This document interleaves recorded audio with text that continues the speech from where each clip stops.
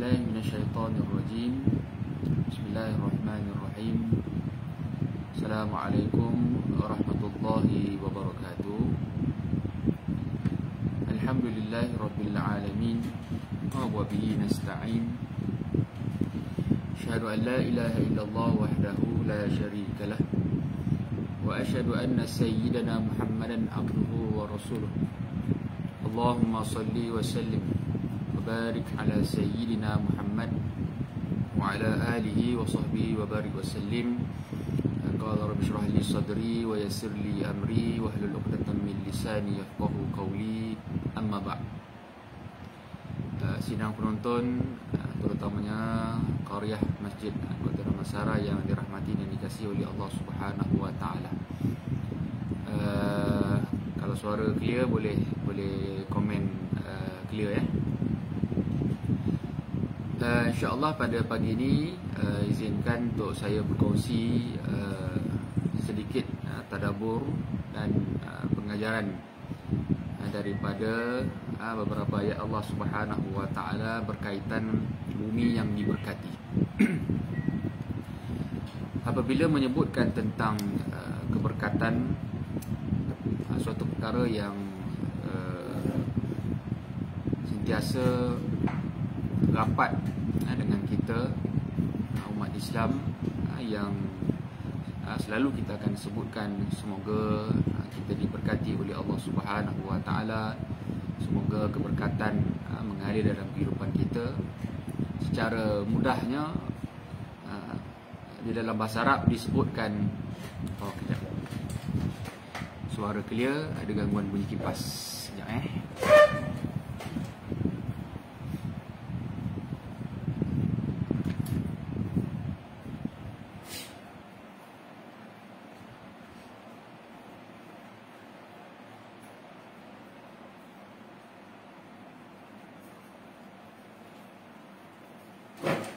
Okey.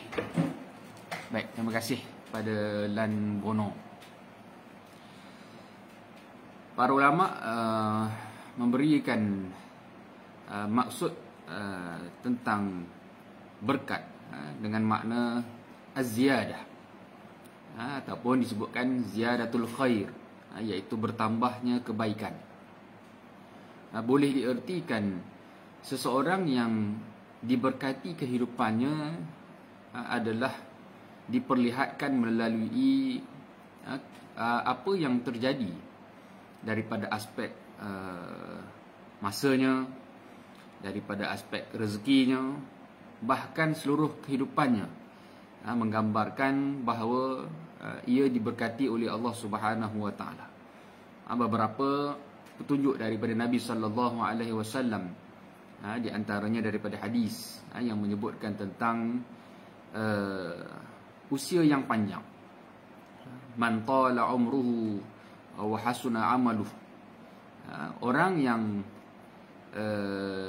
umurnya panjang dan amalannya pula menjadi semakin baik, dia juga termasuk dalam petanda bahawa kehidupannya diberkati oleh Allah Subhanahu wa taala. Dan sudah tentu sesuatu yang tidak sukar untuk difahami, untuk membayangkan bagaimana petanda seseorang itu adalah orang yang baik.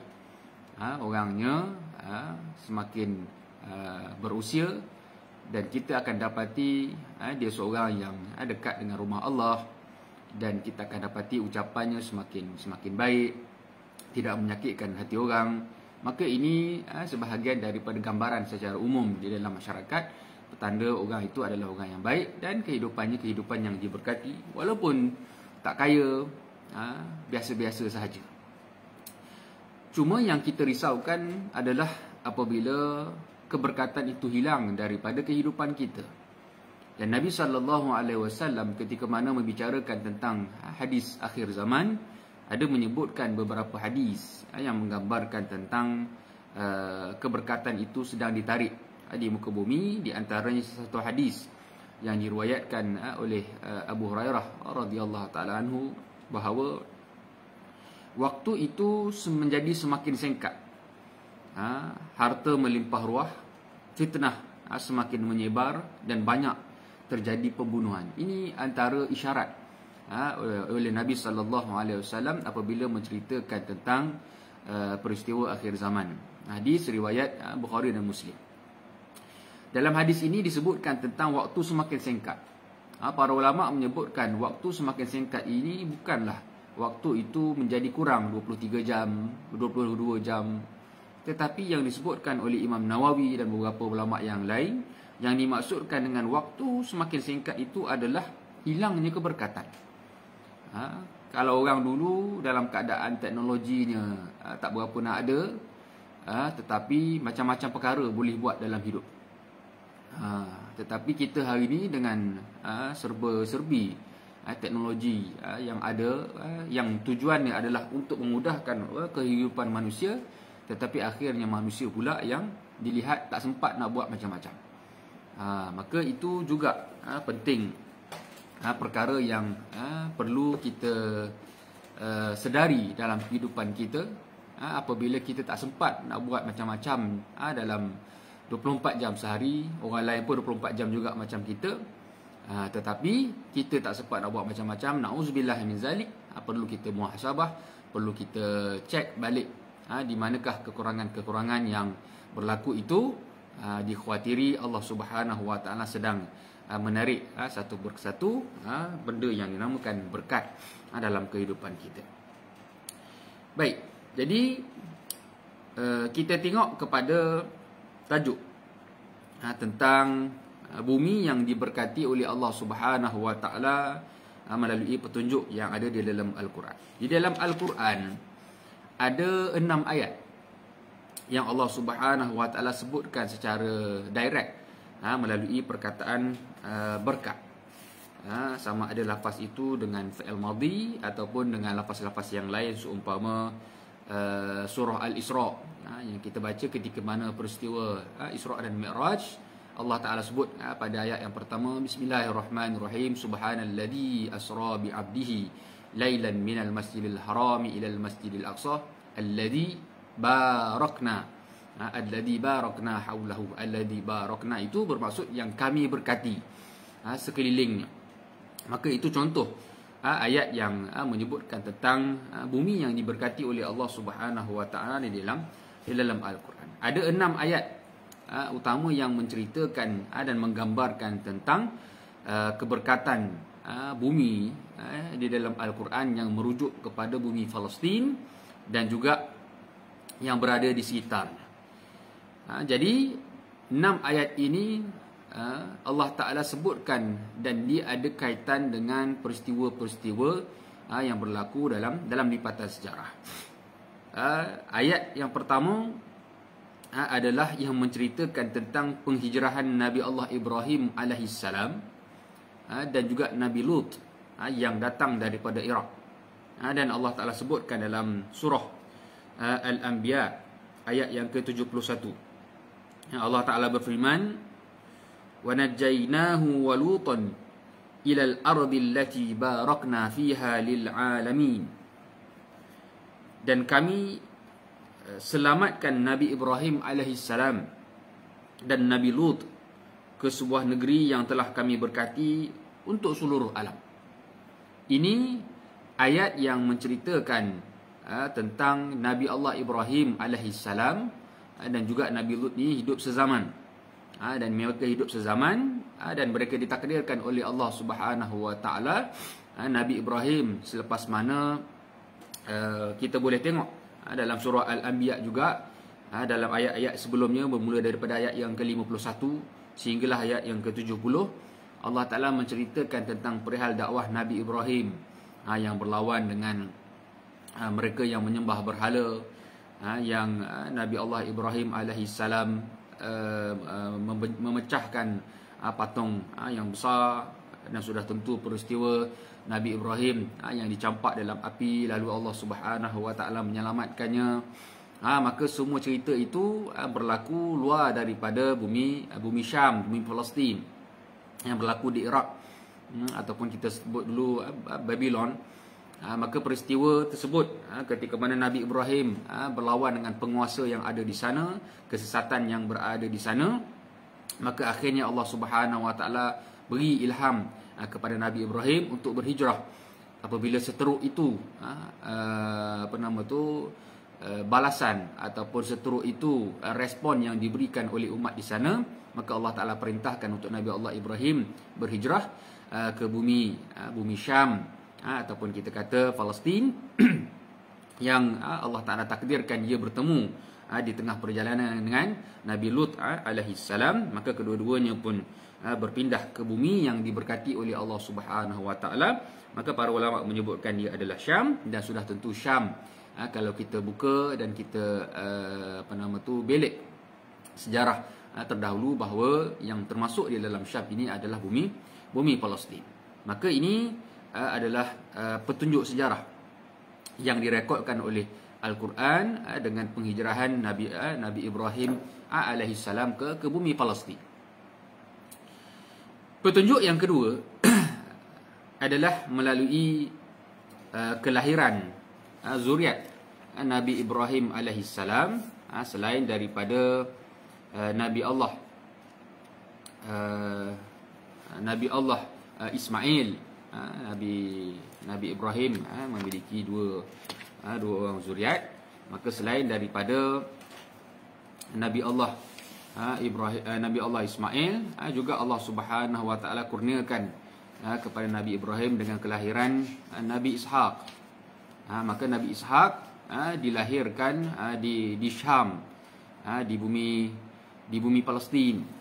Maka apabila Allah Subhanahu wa Ta'ala memberikan keberkatan kepada bumi Palestin, Allah Ta'ala tambahkan lagi keberkatan tersebut dengan Allah Ta'ala memberikan kelahiran Nabi Allah Ishaq alaihissalam. Dan Allah Ta'ala gambarkan di dalam surah As-Saffat ayat 112 hingga ayat 113. Firman Allah Ta'ala, wa basyarnahu bi Ishaq nabiyyan minas salihin wa barakna alaihi wa ala Ishaq wa min zurriyatihima muhsinun wa zalimun li nafsihi mubin.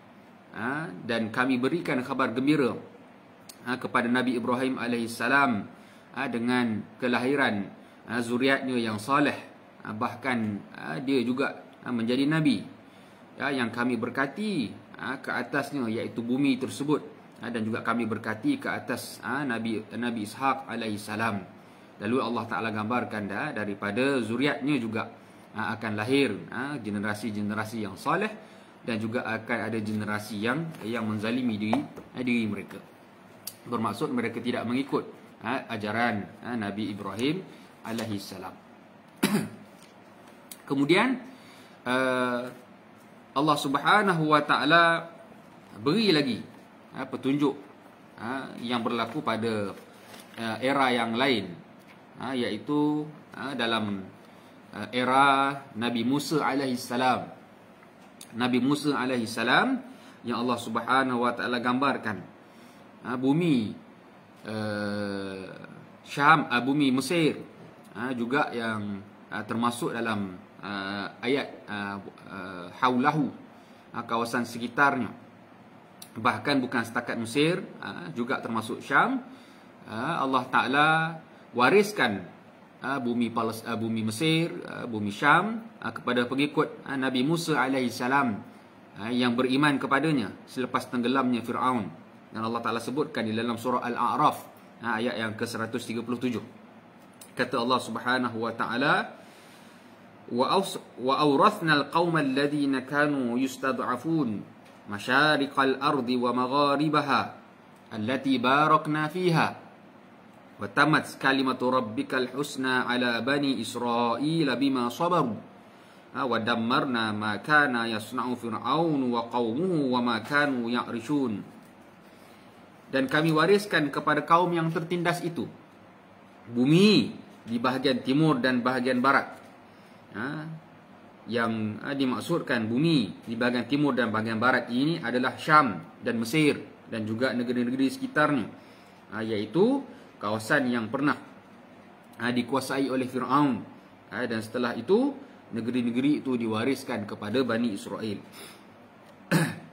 yang telah kami berkati, dan telah sempurnalah firman Tuhan sebagai janji untuk Bani Israel disebabkan kesabaran mereka.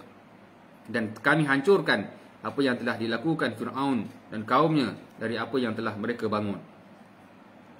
Maka ini gambaran oleh Allah Subhanahu wa taala zaman era selepas mana Fir'aun ditenggelamkan, maka Allah Subhanahu wa taala berikan kebahagiaan kepada Bani Israel yang taat kepada Allah itu dengan mereka menduduki bumi Syam, dengan mereka menduduki bumi Mesir, dan mereka menjadi aman berkat kesabaran mereka yang panjang berjuang bersama dengan Nabi Musa dan juga Nabi Harun alaihi wassalam. Lalu Allah Taala berikan kepada mereka keberkatan melalui bumi tersebut, dan mereka merasa keamanan yang tidak mereka miliki sebelum ini selepas mana dalam tempoh yang panjang. Walhal keadaan mereka baik ketika mana bersama dengan Nabi Yusuf alaihi salam yang memberikan kebaikan kepada bumi Mesir. Itu petunjuk sejarah yang ketiga. Kemudian begitu juga Allah Subhanahu wa taala memberikan keberkatan kepada bumi Palestin ini. Dia juga pernah diperintah oleh seorang nabi yang tidak asing lagi, iaitu Nabi Sulaiman alaihi salam dan juga dengan Nabi Daud alaihi wassalam. Allah Taala sebutkan dalam surah Al-Anbiya ayat yang ke-81. Wali Sulaiman ar-riha 'asifah tajri bi amrihi ila al-ardi allati barakna fiha wa kunna bikulli syai'in 'alimin. Dan kami tundukkan untuk Sulaiman angin yang sangat kencang tiupannya, yang berhembus dengan perintahnya ke negeri yang kami berkat padanya, dan kami mengetahui segala sesuatu. Bermaksud kita akan dapati dia petunjuk bahawa ketika mana zaman Nabi Ibrahim alaihissalam kemudian disambung oleh zuriatnya Nabi Ishaq, begitu juga pada zaman Nabi Musa alaihissalam, dan seterusnya pada zaman Nabi Sulaiman alaihimussalatu wassalam, mereka semua menambahkan keberkatan bumi Palestin dengan mereka melakukan ketaatan. Maka Nabi Sulaiman memerintah bumi Palestin, bahkan perintahnya Nabi Sulaiman di Palestin bukan setakat terhenti di Palestin, bahkan berkembang sehingga sampai ke bumi Yaman melalui kisah dakwah Nabi Sulaiman alaihi salam kepada raja ataupun ratu yang berada di Yaman. Ketika itu menjadikan keberkatan itu menjadi meluas sampai ke bumi Yaman. Allah Taala sebutkan dalam surah Saba ayat 18 hingga ayat 19. Kata Allah Subhanahu wa taala, وَجَعَلْنَا بَيْنَهُمْ وَبَيْنَ الْقُرَى الَّتِي بَارَكْنَا فِيهَا قُرًى ظَاهِرَةً وَقَدَّرْنَا فِيهَا السَّيْرَ سِيرُوا فِيهَا لَيَالِيَ وَأَيَّامًا آمِنِينَ فَقَالُوا رَبَّنَا بَاعِدْ بَيْنَ أَسْفَارِنَا وَظَلَمُوا أَنفُسَهُمْ فَجَعَلْنَاهُمْ أَحَادِيثَ وَمَزَّقْنَاهُمْ كُلَّ مُمَزَّقٍ إِنَّ فِي ذَلِكَ لَآيَاتٍ لِكُلِّ صَبَّارٍ شَكُورٍ. Bagaimana Allah Ta'ala jadikan ada perkampungan di antara bumi yang diberkati itu, satu perkampungan yang nampak dia sangat maju, yang nampak kampung itu aman, sehingga disebutkan kalau nak berjalan daripada Palestin ke Yaman itu memang tidak akan ada apa-apa gangguan, tidak ada orang yang merompak di tengah jalan, bahkan keamanan tersebut dengan ditambah dengan tanaman-tanaman yang subur, jadi menjadikan kawasan di antara Yaman sehinggalah ke Palestin itu kawasan yang sangat-sangat wajar untuk diduduki, menjadi aman, sehinggalah Allah Subhanahu wa taala takdirkan kalau nak pergi mana-mana pun bukan setakat aman, bahkan stesen-stesennya pun dekat-dekat, tempat nak rehat-rehat itu tanpa perlu risau bekalan makanan terputus pun dekat-dekat. Ketika mana syaratnya ketika itu mereka beriman kepada Allah Subhanahu wa taala. Dan petunjuk yang terakhir sudah tentulah petunjuk kepada Nabi kita Muhammad sallallahu alaihi wasallam yang diisrakan ke bumi Palestin melalui isyarat dalam surah Al-Isra ayat pertama lagi Allah Taala menyebutkan bahawa Nabi kita diperjalankan sampai ke bumi Palestin dan ataupun secara tepatnya disebutkan Al-Aqsa, Masjidil Aqsa, dan dia menjadi suatu kesinambungan bahawa keberkatan itu mengalir daripada era Nabi Ibrahim alaihissalam sampailah kepada junjungan Nabi kita Muhammad sallallahu alaihi wasallam. Bahkan bukan setakat ketika mana Mi'rajnya Nabi, ketika mana Isra' Nabi, ketika Mi'raj pula Nabi kita Muhammad diperlihatkan kedudukan dua sungai yang Nabi tengok daripada langit, iaitu Sungai Furat dan Sungai Nil, bahawa sebagai isyarat kawasan-kawasan ini merupakan kawasan yang penting bagi umat Islam. Baik, ini 6 petunjuk daripada Al-Quran yang menceritakan tentang bumi yang diberkati oleh Allah Subhanahu Wa Taala. Boleh dikatakan sepakat ulama bumi yang dimaksudkan ini adalah Palestin dan sekitarnya. Sekitarnya kita merujuk kepada bumi Syam ataupun hari ini orang panggil Syria, bumi Mesir. Dan sudah tentu yang berada di sekelilingnya itu merupakan suatu kawasan yang penting, yang perlu difahami perjalanannya secara perjalanan sirah, perjalanan sejarah melalui penceritaan Al-Quran.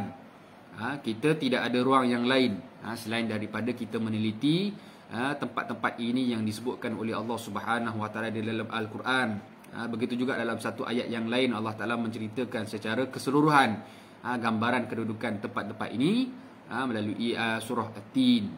Kata Allah Ta'ala, Wat-tini waz-zaitun wa turi sinin wa hazal baladil amin. Maka ini juga ayat yang menjadi signal bahawa kawasan-kawasan sekitar ini adalah kawasan dengan peristiwa-peristiwa yang tidak boleh diabaikan oleh umat Islam. Daripada 6 petunjuk sejarah di dalam Al-Quran ini membawa kita kepada 6 pengajaran ataupun panduan penting yang telah disimpulkan oleh Dr. Salah Abdul Fattah Al-Khalidi ketika mana menceritakan tentang bumi yang diberkati ini. Yang pertama, kata Dr. Salah Abdul Fattah Al-Khalidi, keberkatan itu datangnya daripada Allah. Kita akan dapati ayat-ayat tersebut menyebutkan tentang menggunakan lafaz fa'il barakna, alladhi barakna haulahu, bahawa kami yang berkati. Bermaksud keberkatan itu adalah datang daripada Allah Subhanahu Wa Taala yang memang disandarkan kepada Allah Subhanahu Wa Taala. Maka tidak ada pertikaian di situ. Yang kedua, keberkatan itu adalah keberkatan yang tidak bertempoh, ghairu muqayyad. Tidak ada tempoh, bahkan tidak ditetapkan keberkatan itu daripada satu-satu aspek. Bila Allah Ta'ala sebut barakna, keberkatan, bermaksud bumi itu memang diberkati keseluruhannya.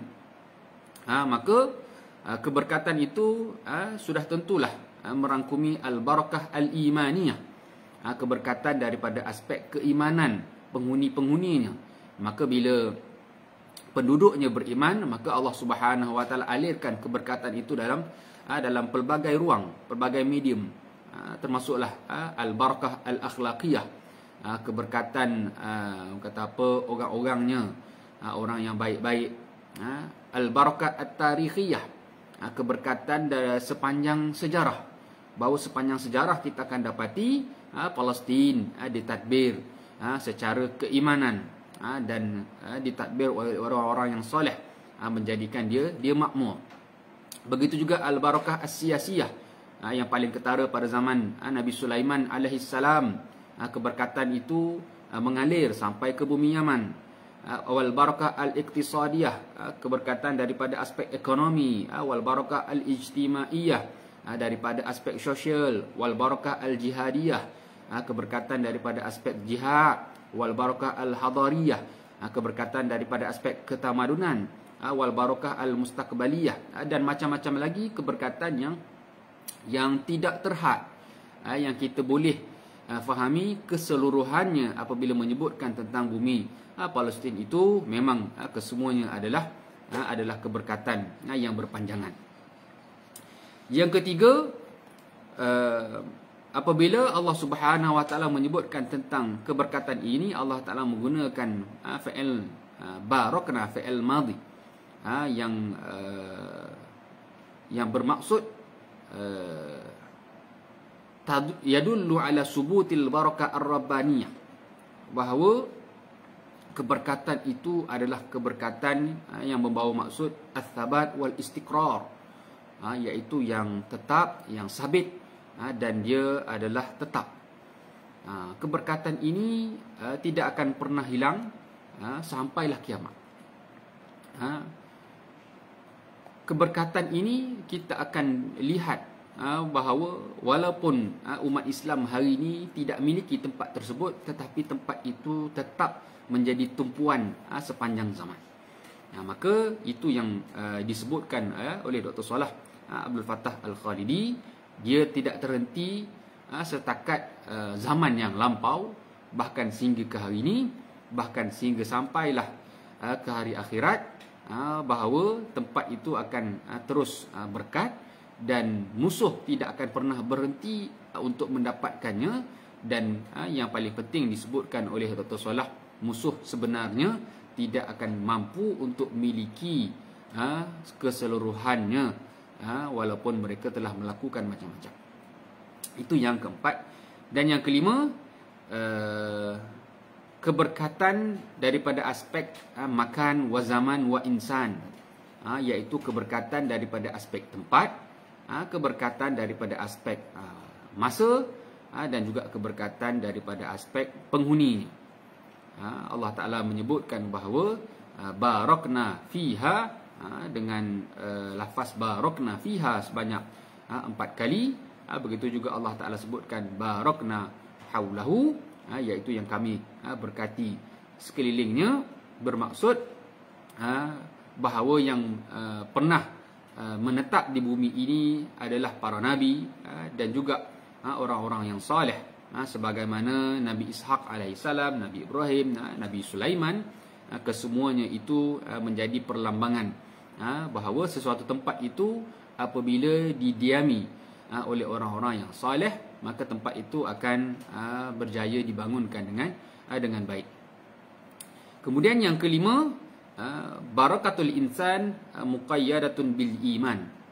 Apabila menyebutkan tentang penghuninya, ada satu syarat yang ditetapkan oleh Allah Subhanahu Wa Taala yang akan menjadikan tempat itu baik, adalah muqayyadatun bil iman. Disyaratkan bahawa mestilah mereka beriman kepada Allah Subhanahu Wa Taala. Bermaksud bukan semata-mata sesuatu bangsa itu duduk di situ maka tempat itu menjadi baik, tak. Hari ini tempat tersebut, kalaulah klaim daripada Yahudi bahawa mereka lah penduduk asal di situ merujuk kepada keturunan Bani Israel, maka kita lihat hari ini kerosakan yang mereka lakukan tidak pernah berhenti. Kalaulah betul-betul orang Yahudi itu membawa keberkatan kerana bangsanya, sudah tentu orang Arab duduk situ pun okeylah. Sudah tentu takkan menjadi isu peperangan. Mereka nak miliki Palestin itu untuk mereka sendiri. Maka sebab itu Allah Ta'ala sebutkan bahawa apabila diteliti secara lipatan sejarah, yang menjadikan tempat itu berkat kerana kesemua mereka yang pernah menduduki tempat itu, mereka benar-benar beriman kepada Allah Subhanahu Wa Ta'ala. Barulah benar-benar tempat itu akan mendapat pertolongan Allah. Sebab itu isyarat ini Allah Ta'ala gambarkan dalam surah As-Saffat. Wa barakna alaihi wa ala ishaq wa min zurriyatihima muhsinun wa zalimu li nafsihi mubin. Kata Allah Ta'ala ketika mana memberikan khabar gembira kepada Nabi Ibrahim dengan kelahiran Nabi Ishaq, bahawa Allah Ta'ala bagi tahu zuriat-zuriatnya juga akan ada dalam kalangan mereka yang diberkati, menyebabkan tempat ini akan terus makmur. Tetapi kena ingat, wa zalimu li nafsihi, akan ada dalam zuriat itu mereka yang menzalimi diri mereka sendiri, mereka tidak mentaati Allah dan Rasul, mereka tidak mengikut sebagaimana ajaran yang sepatutnya. Dan benda ini di antara contohnya adalah cerita zuriat Nabi Yaqub alaihissalam, apabila yang benar-benar mengikuti ajarannya adalah Nabi Yusuf dan juga bin Yamin. Ada pun anak-anak mereka yang lain melakukan kemaksiatan, mereka melakukan keburukan kepada Nabi Yusuf alaihissalam. Maka sebab itu klaim orang Yahudi bahawa mereka adalah betul-betul orang yang layak menduduki tempat itu sebenarnya adalah tertolak.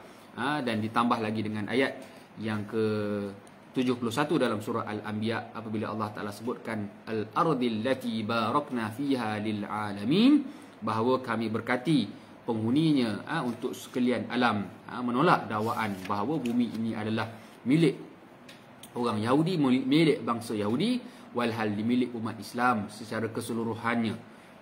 Sebab itu ada ulama yang menyebutkan bahawa Palestin ini adalah hak milik umat Islam. Dan kita pun pernah dengar pada era Sultan Abdul Hamid yang kedua, apabila Yahudi nak memberikan duit yang banyak dengan syarat beri Palestin kepada mereka ataupun beri Al-Aqsa kepada mereka, kata Sultan Abdul Hamid, Palestin ini adalah milik umat Islam. Kami ambil dengan darah, maka kalau nak dapatkan mesti dengan darah. Maka begitu juga realiti pada hari ini.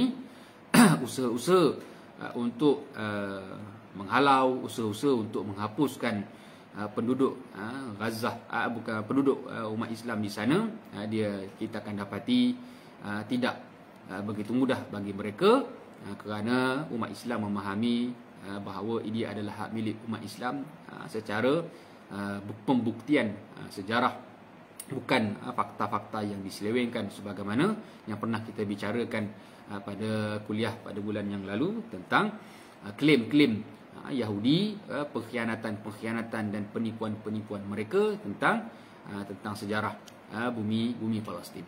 Sebab itu, sebagai kesimpulan yang boleh kita sebutkan pada pagi ini, umat Islam wajib mengikuti perkembangan semasa yang berlaku di sana, bukan ketika mana berlakunya peperangan baru-baru ini, peristiwa serangan 11 hari yang lepas. Kita ambil tahu kerana dilihat dia suatu perkara yang diketahui ramai, maka kita pun ambil tahu.